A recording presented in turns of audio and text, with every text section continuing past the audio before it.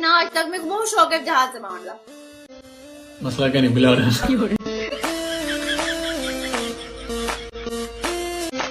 यार कसम ना मेरे को बहुत शौक है, मैं आदमी जहाज से चढ़ के दुबई बना। मैं जिन्हें पाकिस्तान था ना वो तो जहाज बिला के आना था दुबई।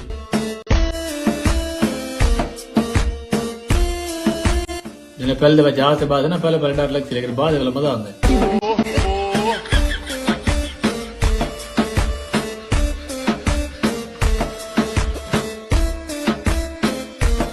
आसमान में तेरे जहाज उड़ते वीआईपी बादल नजर आते ना तले छोटी छोटी आबादी। हाँ सारे तो सुने मी हूँ मैं।